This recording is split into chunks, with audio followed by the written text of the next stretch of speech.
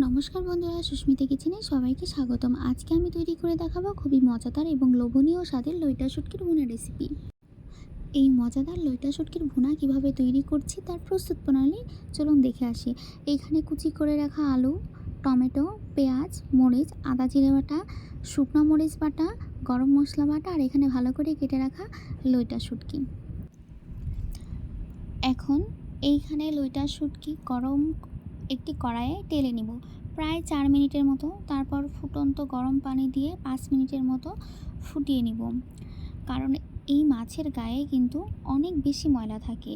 এইভাবে গরম পানিতে ফুটিয়ে রাখার কারণে মাছগুলো খুব সহজেই পরিষ্কার করে নেওয়া হয়। এই মাছগুলো আপনি যত বেশি ফোটাবেন তত এর মধ্যে থেকে ময়লাগুলো বের হয়ে আসবে। আমি আগে মাছগুলোর গন্ধই সহ্য করতে পারতাম না।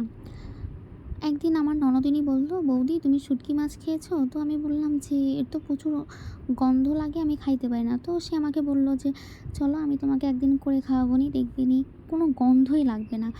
তো তারপরে সে আর কি বাড়িতে আনলো, আনার পরে সে আমাকে বলল যে দেখো আমি কিভাবে রান্না করি, এরপর তুমি রান্না করে আমাকে একদিন খাবে। তারপর তাকে আর রান্না করে খাওয়ানো হয়নি, কিন্তু সে আমাকে রান্না করে খাওয়াইছিল আর কি। তো গন্ধ লাগেনি, অনেক ভালোই লাগছিল খাইতে। তো এখানে কড়াইয়ের মধ্যে তেল দেওয়া হয়েছে, এরপর তেজপাতা, গরম মশলা, জিরা, মরিচ, এরপর পেঁয়াজ কুচি দিয়ে ভালোভাবে নেড়েচেড়ে নিতে হবে।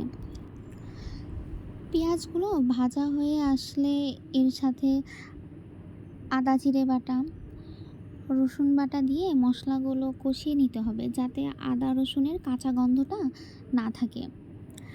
এরপর এর সাথে শুকনা মরিচ বাটাগুলো দিয়ে ভালোভাবে কষিয়ে নিতে হবে।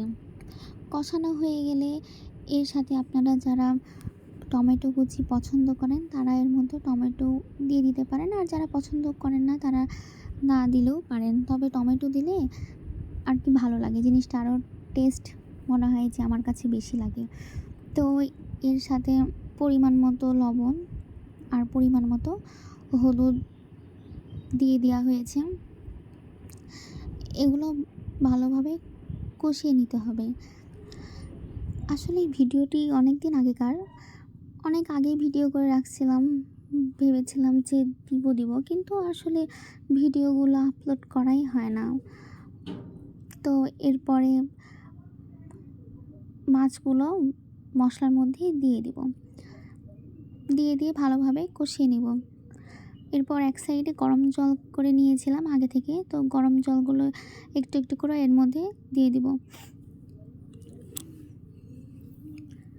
এরপর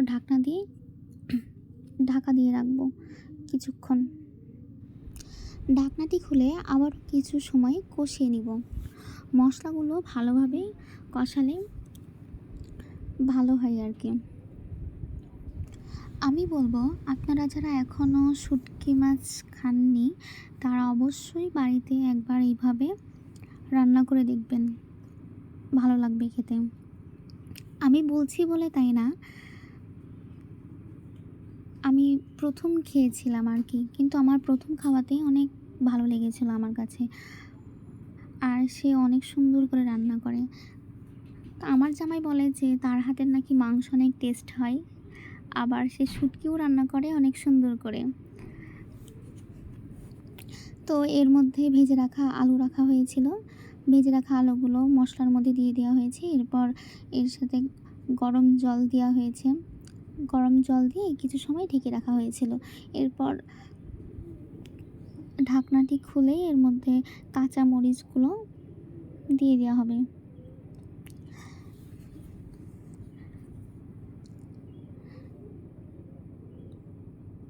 তো দেখুন কেমন হয়েছে। আমার ভিডিওটি যদি আপনাদের ভালো লেগে থাকে অবশ্যই কমেন্টে জানাবেন কেমন হয়েছে। নমস্কার।